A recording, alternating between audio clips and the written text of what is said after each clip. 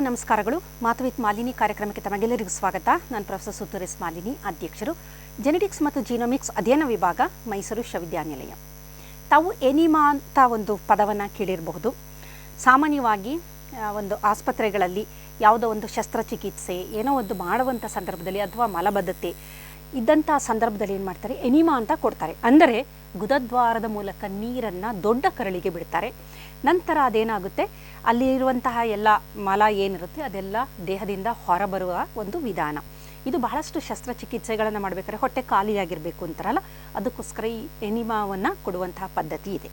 ಇದರ ಜೊತೆಗೆ colon hydrotherapy ಎನ್ನುವ ಒಂದು ಚಿಕಿತ್ಸೆ ಇದೆ.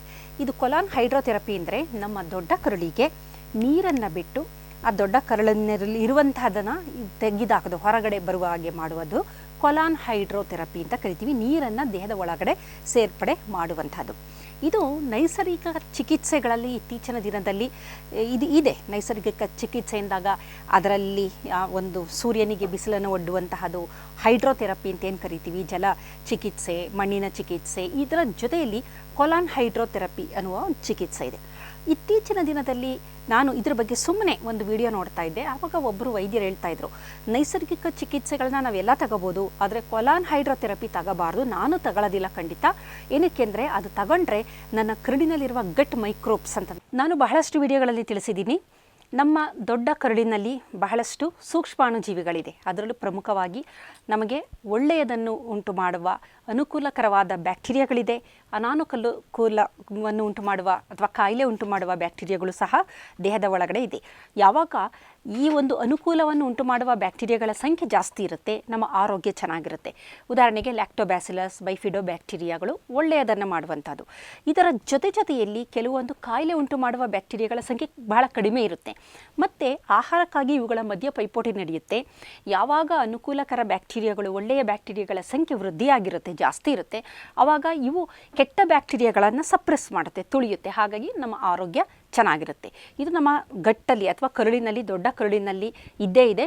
ಇದು ಇದ್ದರೆ ಮಾತ್ರ, ಇದರಲ್ಲಿರುವ ವೈವಿಧ್ಯತೆಯಿಂದಾಗಿಯೇ ನಮ್ಮ ಒಂದು ಚಯಾಪಚಯ ಕ್ರಿಯೆ ಆಗಿರ್ಬೋದು, ಆಹಾರದ ಜೀರ್ಣ ಆಗ್ಬೋದು, ದೇಹದಲ್ಲಿ ಉತ್ಪಾದನೆಯಾಗುವ ವೈಟಮಿನ್ ಕೆ ಆಗ್ಬೋದು, ಸ್ಮಾಲ್ ಚೈನ್ ಫ್ಯಾಟಿ ಆ್ಯಸಿಡ್ ಆಗ್ಬೋದು, ಸೆರೆಟೋನಿನ್, ಇವುಗಳಿಗೆಲ್ಲ ಮೂಲ ಕಾರಣ ಈ ಒಂದು ಗಟ್ ಮೈಕ್ರೋಬ್ಸ್. ಹಾಗಾಗಿ ಈ ಒಂದು ಚಿಕಿತ್ಸೆ ಮಾಡ್ತಾ ಬಂದರೆ ಪದೇ ಕೆಲವರಿಗೆ ಅದೊಂದು ಅಭ್ಯಾಸ ಆಗಿಬಿಟ್ಟಿರುತ್ತೆ, ಪದೇ ಎನಿಮಾ ತಗೋಬೇಕು ಅಂತ. ಅಂದರೆ ಅದರ ಬಗ್ಗೆ ಸರಿಯಾದ ಮಾಹಿತಿಯನ್ನು ಪಡೆಯದೆ ಏನಂದರೆ ಅದು ಸುಲಭ, ಹೊಟ್ಟೆ ಏನೋ ಕಟ್ಟಿರುತ್ತೆ, ಮಲ ವಿಸರ್ಜನೆ ಕಷ್ಟ ಆಗ್ತಿದೆ, ಎನಿಮಾ ತಗೊಂಬಿಡೋಣ ಅವಾಗೆಲ್ಲ ಸರಿಯಾಗುತ್ತೆ ಅನ್ನುವುದು. ಹಾಗಾದರೆ ಈ ಎನಿಮಾ ತಗೊಂಡ್ರೆ ಅಥವಾ ಕೊಲಾನ್ ಹೈಡ್ರೋಥೆರಪಿಯಿಂದ ಏನೇನು ತೊಂದರೆಗಳಾಗಬಹುದು ಅನ್ನುವುದರ ಬಗ್ಗೆ ಒಂದಷ್ಟು ವಿವರಣೆಗಳನ್ನು ನಾನು ಕೊಡ್ತಾ ಬರ್ತೀನಿ.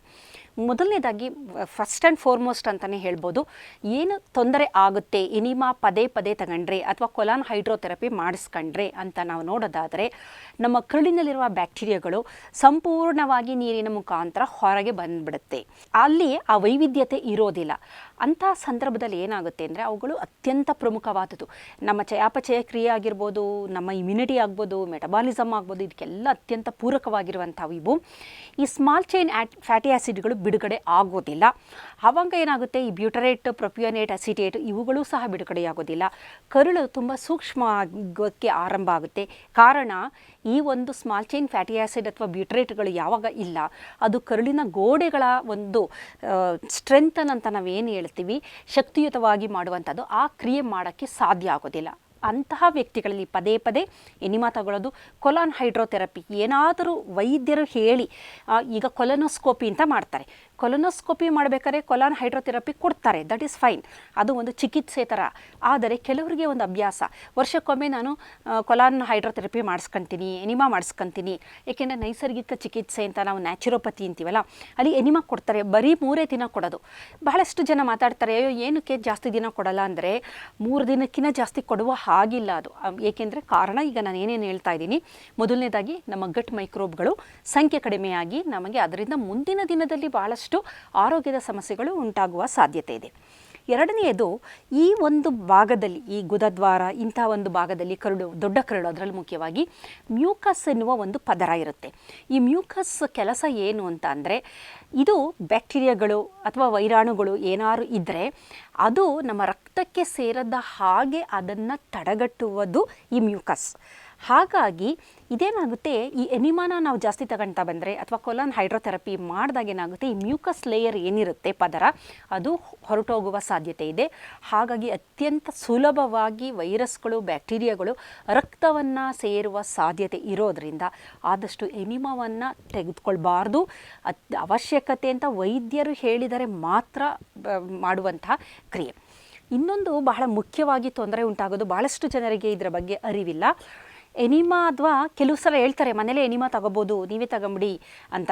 ಕೊಲಾನ್ ಹೈಡ್ರೋಥೆರಪಿ ಮನೇಲಿ ಮಾಡೋಕ್ಕಾಗೋದಿಲ್ಲ, ಅದಕ್ಕೆ ಸುಸಜ್ಜಿತವಾದ ಕೊಠಡಿ ಮತ್ತು ಅದೆಲ್ಲ ಟ್ರೈನ್ಡ್ ಪರ್ಸನ್ನೇ ಬೇಕು. ಆದರೆ ಎನಿಮಾ ಅಥವಾ ಕೊಲಾನ್ ಹೈಡ್ರೋಥೆರಪಿ ಇದು ಪದೇ ಪದೇ ಏನಾದರೂ ಕೆಲವರು ಬಲವಂತದಿಂದ ಮಾಡಿಸ್ಕೊಂತಾರೆ, ನಾನು ಮಾಡಿಸ್ಕೋಬೇಕು, ಬೇಕು ನನಗೆ, ನನ್ನ ಹೊಟ್ಟೆ ಕ್ಲೀನ್ ಆಗಬೇಕು ಅಂತ. ಹೊಟ್ಟೆ ಕ್ಲೀನ್ ಆಗೋದಕ್ಕೆ ಇದರಿಂದ ಸಾಧ್ಯ ಇಲ್ಲ, ಇದಕ್ಕೆ ಯಾವುದೇ ರೀತಿ ಪುರಾವೆಗಳಿಲ್ಲ ವೈಜ್ಞಾನಿಕವಾಗಿ. ದೇಹದಲ್ಲಿರುವ ವಿಷಗಳನ್ನು ಹೊರಹಾಕೋದಕ್ಕೆ ಇರೋ ಅಂಥದ್ದು ನಮ್ಮ ಲಿವರ್ ಆಗ್ಬೋದು, ನಮ್ಮ ಶ್ವಾಸಕೋಶ ಆಗ್ಬೋದು, ಚರ್ಮದಿಂದ ಸ್ವಲ್ಪ ಪ್ರಮಾಣದಲ್ಲಿ ಹೊರಬರುತ್ತೆ. ಜೊತೆಯಲ್ಲಿ ಮೂತ್ರಪಿಂಡಗಳು, ನಮ್ಮ ಕಿಡ್ನಿ ಏನಿದೆ, ಇವುಗಳು ನಿಜವಾಗ್ಲೂ ನಮ್ಮ ದೇಹದಲ್ಲಿ ಇರುವಂಥ ಬಿಡುಗಡೆಯಾಗುವಂತಹ ಟಾಕ್ಸಿನ್ ಏನಿರುತ್ತೆ, ಮೆಟಬಾಲಿಕ್ ಟಾಕ್ಸಿನ್, ಅವುಗಳನ್ನು ಹೊರ ಹಾಕಲು ಸಹಾಯ ಮಾಡುವ ಆರ್ಗನ್ಸ್. ಆದರೆ ಈ ಎನಿಮಾದಿಂದ ಅದನ್ನು ನಾವು ಸ್ವಚ್ಛ ಮಾಡಿಬಿಡ್ತೀವಿ, ಇರುವ ಎಲ್ಲ ವಿಷಯ ತೆಗಿತೀವಿ ಅನ್ನೋದು ಸುಳ್ಳು. ಇಲ್ಲಿ ಭಾಳ ಮುಖ್ಯವಾದ ತೊಂದರೆ ಏನಾಗುತ್ತೆ ಅಂದರೆ, ಬಹಳಷ್ಟು ಎಚ್ಚರಿಕೆಯಿಂದಿರಬೇಕು. ಕೆಲವರಿಗೆ ಎನಿಮಾ ತಗೊಂಡ್ರೆ ಅಥವಾ ಕೊಲಾನ್ ಹೈಡ್ರೋಥೆರಪಿ ಮಾಡಿಸಿದ ಮೇಲೆ ಹೃದಯದ ಪ್ರಾಬ್ಲಮ್ ಆಗುತ್ತೆ, ಮತ್ತು ಸ್ನಾಯುಗಳೆಲ್ಲ ಹಿಡ್ಕೊಳ್ಳೋ ಅಂಥದ್ದು, ತುಂಬ ತೊಂದರೆ, ಬೇರೆ ಬೇರೆ ಥರದ ಮರಣವನ್ನೇ ಅಪ್ಪಬೋದು ಅಂತಹ ಸಂದರ್ಭ ಇದೆ. ಇತ್ತೀಚಿನ ದಿನದಲ್ಲಿ ಒಂದು ನ್ಯೂಸಲ್ಲಿ ಒಂದು ವರದಿಯನ್ನು ನೋಡಿದೆ. ಅದರಲ್ಲಿ ಹಿಂಗೆ ಕೊಲಾನ್ ಹೈಡ್ರೋಥೆರಪಿ ಮಾಡಿದಾಗ ಅವರ ಕರುಳೆಲ್ಲ ಬಂದುಬಿಟ್ಟಿದೆಯಂತೆ, ಬಂದು ಆ ಮನುಷ್ಯ ಸತ್ತೋಗಿದ್ದಾನೆ. ಅಂದರೆ ಅದನ್ನು ಮಾಡುವ ವಿಧಾನ ಸರಿಯಾಗಿ ಅವರಿಗೆ ಗೊತ್ತಾಗದೆ ವ್ಯಕ್ತಿಯ ಮರಣವನ್ನು ಅಪ್ತಾನೆ. ಹಾಗಾಗಿ ಇದು ಬಹಳ ಎಚ್ಚರಿಕೆಯಿಂದ ಮಾಡಬೇಕು. ಕಾರಣ ಏನಾಗುತ್ತೆ, ನೀರನ್ನು ಈ ಕರುಳಿಗೆ ಬಿಟ್ಟಾಗ ಏನಾಗುತ್ತೆ, ದೇಹದಲ್ಲಿ ಅದು ಸಂಚಾರ ಆಗುತ್ತೆ, ಪೊಟ್ಯಾಷಿಯಂ ಲೆವೆಲು ತುಂಬ ಕಡಿಮೆ ಆಗಿಬಿಡುತ್ತೆ. ಸಾಂದ್ರತೆ ಏನಿರುತ್ತೆ ಪೊಟ್ಯಾಷಿಯಂ ಅಥವಾ ಸೋಡಿಯಂ ಲೆವೆಲ್ ಇವೆರಡೂ ಕಡಿಮೆ ಆದರೆ ಹೃದಯಕ್ಕೆ ತೊಂದರೆ. ಪೊಟ್ಯಾಷಿಯಂ ಅತ್ಯಂತ ಅವಶ್ಯಕತೆ ಇರುವಂಥದ್ದು, ಸೋಡಿಯಮ್ಮೇ ಆಗ್ಬೋದು, ಹೃದಯದ ತೊಂದರೆ ಆಗ್ಬೋದು, ಸ್ನಾಯುಗಳ ತೊಂದರೆ ಆಗ್ಬೋದು, ಬೇಕಾದಷ್ಟು ನಮ್ಮ ದೇಹದಲ್ಲಿ ನಮಗೆ ಅರಿವಿಲ್ಲತ್ತೆ ಆರೋಗ್ಯದ ಏರುಪೇರು ಸಡನ್ನಾಗಿ ಉಂಟಾಗುವಂತಹ ಸಾಧ್ಯತೆ ಇದೆ. ಹಾಗಾಗಿ ಇದರ ಬಗ್ಗೆ ಬಹಳಷ್ಟು ಎಚ್ಚರಿಕೆಯನ್ನು ವಹಿಸುವ ಅಗತ್ಯ ಇದೆ ಅಂತ ಹೇಳ್ಬೋದು.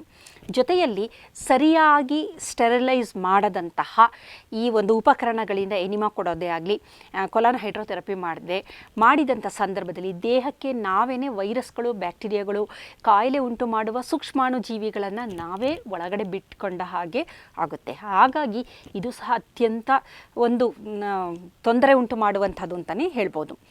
ಬಹಳ ಮುಖ್ಯವಾಗಿ ಈ ಒಂದು ಕ್ರಿಯೆಗಳನ್ನು ಮಾಡಬೇಕಾದ್ರೆ ಎನಿಮಾ ಅಥವಾ ಇದು ಏನಾಗುತ್ತೆ ಅಂದರೆ, ಕೆಲವೊಮ್ಮೆ ಪರ್ಫರೇಷನ್ ಅಂತ ಆಗ್ಬಿಡುತ್ತೆ. ಕರುಳು ಒಂದು ಕಿತ್ಕೊಂಡು ಬರೋದು ಅಂತಂತೆ, ತೂತುಗಳಾಗೋದು. ಅಂದರೆ ಇಲ್ಲಿ ಎಷ್ಟು ಬಲನ ಪ್ರಯೋಗ ಮಾಡ್ತಾರೆ, ಯಾವ ರೀತಿ ಎಷ್ಟು ನೀರನ್ನು ಹಾಕ್ತಾರೆ ಅನ್ನೋದೆಲ್ಲ ಬಹಳ ಮುಖ್ಯ. ಗುದದ್ವಾರದಲ್ಲಿ ಗಾಯ ಆಗ್ಬೋದು, ರಕ್ತಸ್ರಾವ ಆಗ್ಬೋದು ಸರಿಯಾಗಿ ಮಾಡದಿದ್ರೆ, ಅಥವಾ ಬಹಳ ಅಪರೂಪವಾಗಿ ಅದು ಏನೋ ಒಂದು ರೇರೆಸ್ಟ್ ಆಫ್ ರೇರೆಸ್ಟ್ ಅಂತ ಅನ್ಬೋದು. ಇದರಿಂದ ಪರ್ಫರೇಷನ್, ಕರುಳಿಂದ ಅದು ತೂತಗಳಾಗಿ ಅದರಲ್ಲಿ ಇರುವುದೆಲ್ಲ ಲೀಕಿ ಗಟ್ ಅಂತ ನಾವೇನು ಹೇಳ್ತೀವಿ, ಎಲ್ಲ ಲೀಕ್ ಆಗೋಂಥದ್ದು. ಕಾರಣ ಏನಂದರೆ, ಕರುಳಿನ ಗೋಡೆಗಳಿದೆಯಲ್ಲ ಅತ್ಯಂತ ಬಲಯುತವಾದದ್ದು. ಒಂದು ಜೀವಕೋಶದ ಮತ್ತೊಂದು ಇದೆಲ್ಲ ಜೀವಕೋಶಗಳ ಜೋಡಣೆ ಅಂತ ಅನ್ಬಹುದು. ಅದೇನು ಬೇರೆ ಥರ ಒಂದು ಇದಿಲ್ಲ, ಎಲ್ಲ ಜೀವಕೋಶಗಳು ಒಂದಕ್ಕೊಂದು ಪಕ್ಕದಲ್ಲಿ ಜೋಡಣೆ ಆಗಿರುತ್ತೆ. ಇವುಗಳ ಮಧ್ಯೆ ಗ್ಯಾಪ್ ಇರುತ್ತೆ. ಆ ಗ್ಯಾಪ್ನ ಫಿಲ್ ಮಾಡೋ ಅಂಥದ್ದು ಕ್ಲಾಡಿನ್, ಅಕ್ಲುಡಿನ್, Z0 O ಅಥವಾ 1 ಅಂತ ಕರಿತೀವಿ.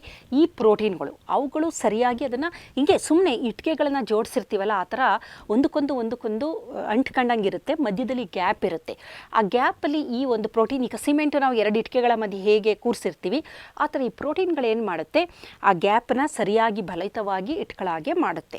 ಸೊ ಯಾವ ಸಂದರ್ಭದಲ್ಲಿ ಈ 2 ಜೀವಕೋಶಗಳ ಮಧ್ಯೆ ಟ್ರಾನ್ಸ್ಪೋರ್ಟೇಷನ್ ಬೇಕು ಮಾಡುತ್ತೆ, ಆದರೆ ಕರುಳಿನಿಂದ ಲೀಕೇಜ್ ಮಾಡೋದಿಲ್ಲ. ಆದರೆ ಇಂಥದನ್ನು ಸರಿಯಾಗಿ ಅರಿತುಕೊಳ್ಳದೆ ನಾವೇ ಅದನ್ನು ಪ್ರಯೋಗಗಳನ್ನು ಮಾಡ್ತಾ ಬಂದರೆ ಏನಾಗುತ್ತೆ, ಕರುಳಿನ ಒಂದು ಪರ್ಫರೇಷನ್ ಡ್ಯಾಮೇಜ್ಗಳು ಹೆಚ್ಚಾಗುವ ಸಂಭವ ಇದೆ. ಮತ್ತು ಅಥವಾ ಈ ಕೊಲಾನ್ ಹೈಡ್ರೋಥೆರಪಿ ಏನಾದರೂ ಪದೇ ತಗೊಳ್ತಾ ಬಂದರೆ ಕರುಳಿನ ಚಲನಾಶಕ್ತಿ ಏನು ಸ್ವಯಂ ನಿಯಂತ್ರಣದಲ್ಲಿದೆ ಅದು ನಿಧಾನವಾಗಿ ಕಳೆದೋಗುತ್ತೆ. ನಂತರ ಎನಿಮಾ ಇಲ್ಲದೆ ಅವರು ಮಲ ವಿಸರ್ಜನೆ ಮಾಡೋದಕ್ಕೆ ಆಗೋದಿಲ್ಲ. ಅದೇ ಕಾರಣದಿಂದ ನ್ಯಾಚುರೋಪತಿ, ಆಯುರ್ವೇದ ಈ ಥರದ್ದು ಕೆಲವೊಂದು ಟ್ರೀಟ್ಮೆಂಟ್ಗಳನ್ನು ನಾವೇನು ಪಡಿತೀವಿ ಅಲ್ಲಿ ಕೇವಲ 2 ದಿನ ಅಥವಾ ಇನ್ನು ಬಿಗಿನಿಂಗಲ್ಲಿ ಮಾತ್ರ 1 ದಿನ 2 ದಿನ ಅಥವಾ 3 ದಿನಕ್ಕೆ ಮಾತ್ರ ಎನಿಮಾವನ್ನು ಅವರು ನಿಗದಿಪಡಿಸಿರ್ತಾರೆ. ಆ ನಂತರದಲ್ಲಿ ಕೊಡೋದಿಲ್ಲ. ಭಾಳಷ್ಟು ಜನ ಕೇಳ್ತಾರೆ ಏನು ಕೊಡೋಲ್ಲ ಅಂತ. ಕಾರಣ ಅಭ್ಯಾಸ ಆದರೆ ಅದು ಕರುಳಿನ ಒಂದು ಚಲನಶೀಲ ಶಕ್ತಿ ಹೊರಟೋಗುತ್ತೆ. ನಂತರದಲ್ಲಿ ಎನಿಮಾ ಕೊಟ್ಟರೆ ಮಾತ್ರ ಮಲ ವಿಸರ್ಜನೆ ಆಗುವಂಥದ್ದು. ಹಾಗಾಗಿ ಈ ಒಂದು ಮೂಮೆಂಟ್ ಇರುತ್ತದು, ಕರುಳಿಗೆ ಒಂದು ಮೂಮೆಂಟ್. ಈಗ ಆಹಾರ ಸೇವನೆಯಲ್ಲಿ ಪೆರಿಸ್ಟ್ಯಾಟಿಕ್ ಮೂಮೆಂಟ್ ಅಂತ ನಾವು ಏನು ಅಂತೀವಿ, ಆ ಥರ ಆ ಮೂಮೆಂಟ್ಗಳೇನಿರುತ್ತೆ ದೇಹದಲ್ಲಿ ಸಹಜವಾಗಿ ನಡೆಯುವಂತಹ ಈ ಒಂದು ಚಲನಾಶಕ್ತಿ ಇರುತ್ತಲ್ಲ, ಅದು ಕಡಿಮೆ ಆಗ್ತಾ ಬರುತ್ತೆ. ಹಾಗಾಗಿ ಇಂಥ ಚಿಕಿತ್ಸೆಗಳನ್ನು ತೆಗೆದುಕೊಳ್ಳುವ ಮೊದಲು ನಾವೇ ಸ್ವಯಂ ವೈದ್ಯರಾಗುವುದು ಬೇಡ. ಇದರ ಬಗ್ಗೆ ಹೆಚ್ಚಿನ ಮಾಹಿತಿಯನ್ನು ಪಡೆದು ಇದರ ಮೇಲೆ ಏನಾದರೂ ನಮಗೆ ಕೆಲವೊಂದು ಪ್ರಶ್ನೆಗಳಿದ್ದರೆ ಅಥವಾ ಕ್ವೈರಿಗಳಿರುತ್ತೆ, ಇದರ ಬಗ್ಗೆ ಹೆಚ್ಚಿನ ಮಾಹಿತಿ ಪಡೆಯೋದು, ಅದನ್ನು ಸೂಕ್ತ ವೈದ್ಯರಿಂದ ಇದನ್ನು ನಾವು ಪಡಿಬಹುದಾಗಿದೆ.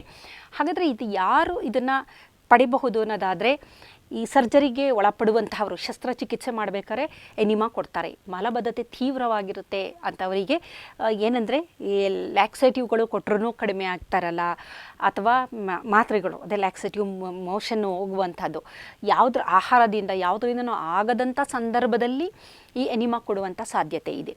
ಹಾಗಾಗಿ ಮಲಬದ್ಧತೆ, ತೀವ್ರವಾದ ಮಲಬದ್ಧತೆ ಇರುವವರು ಕೊಲನೋಸ್ಕೋಪಿ ಮಾಡಿಸ್ಕೊಳ್ಳುವಂಥವರು, ಇದರ ಜೊತೆಯಲ್ಲಿ ಕೆಲವೊಂದು ಶಸ್ತ್ರಚಿಕಿತ್ಸೆಗೆ ಬೇಕಿರುತ್ತೆ. ಈವನ್ನು ಹೆರಿಗೆ ಮಾಡಿಸುವ ಸಂದರ್ಭದಲ್ಲಿ ಈ ಥರ ಕೆಲವೊಂದು ದೇಹದಲ್ಲಿ ಚಿಕಿತ್ಸೆ ಅಂತ ಶಸ್ತ್ರಚಿಕಿತ್ಸೆ ಮಾಡಬೇಕಾದ್ರೆ ಮಾತ್ರ ಕೊಡ್ತಾರೆ. ಆರೋಗ್ಯವಂತರು ಇದರ ಅವಶ್ಯಕತೆ ಇಲ್ಲ. ಆದರೆ ಸೂಕ್ತ ಒಂದು ಮಾಹಿತಿ ಪ್ರಕಾರ ನುರಿತವರಿಂದ ಎನಿಮಾ ವರ್ಷಕ್ಕೊಮ್ಮೆ 1 ಬಾರಿ ಬೇಕಾದರೆ ತಗೋಬೋದು. ಅದಕ್ಕಿಂತ ಹೆಚ್ಚು ಬಾರಿ ಅದನ್ನೇ ಅಭ್ಯಾಸ ಮಾಡ್ಕೋಬಾರ್ದು ಆದಷ್ಟು. ಹಾಗಾದರೆ ಇದು ಇಲ್ಲದೆ ನಾವು ಯಾವ ರೀತಿ ನಮ್ಮ ಒಂದು ಮಲಬದ್ಧತೆ ಆಗಿರ್ಬೋದು, ಮಲ ವಿಸರ್ಜನೆಯನ್ನು ಯಾವ ರೀತಿ ನಾವು ಕಂಟ್ರೋಲ್ ಮಾಡ್ಬೋದು ಅಂದರೆ ಸರಿಯಾದ ಕ್ರಮಬದ್ಧವಾಗಿ ಮಾಡ್ಕೋಬೋದು ಅಂದರೆ, ಹೆಚ್ಚಿನ ಸಸ್ಯಾಹಾರದ ಸೇವನೆ ಎನ್ಬೋದು. ಅದು ನಾರಿನಾಂಶದಿಂದ ಕೂಡಿರೋಂಥದ್ದು, ಕಳಲೆ ಆಗ್ಬೋದು, ಬಾಳೆದಿಂಡು ಆಗ್ಬೋದು, ಹೆಚ್ಚು ಫೈಬರಸ್ ಡಯೆಟ್ ಅಂತೀವಿ. ಸೊಪ್ಪುಗಳು ಬಹಳಷ್ಟು, ಎಲ್ಲ ಸೊಪ್ಪಲ್ಲೂ ನಾರಿನಾಂಶ ಇರುತ್ತೆ. ಸೊಪ್ಪುಗಳು, ತರಕಾರಿಗಳು, ನಾರಿನಾಂಶದಿಂದ ಕೂಡಿದ ತರಕಾರಿಗಳು, ಹಣ್ಣುಗಳು, ಇಂಥದ್ದೆಲ್ಲ ಸೇವನೆ ಮಾಡಿದಾಗ ಏನಾಗುತ್ತೆ, ಆ ಬೊವೆಲ್ ಮೂಮೆಂಟ್, ಬಾಳೆಹಣ್ಣು ಭಾಳ ಮುಖ್ಯವಾಗಿ ಹೇಳ್ತಾರೆ, ಮಲಬದ್ಧತೆಗೆ ಅದ್ಭುತವಾದದ್ದು, ಪೊಟ್ಯಾಷಿಯಮ್ ಜಾಸ್ತಿ ಇರುತ್ತೆ. ಹಾಗಾಗಿ ಅದೆಲ್ಲ ಏನು ಮಾಡುತ್ತೆ, ಒಂಥರ ಲ್ಯಾಕ್ಸಿಟಿವ್ ಥರ ಕೆಲಸ ಮಾಡೋದ್ರಿಂದ ಮಲಬದ್ಧತೆಯ ನಿವಾರಣೆ ಆಗುತ್ತೆ.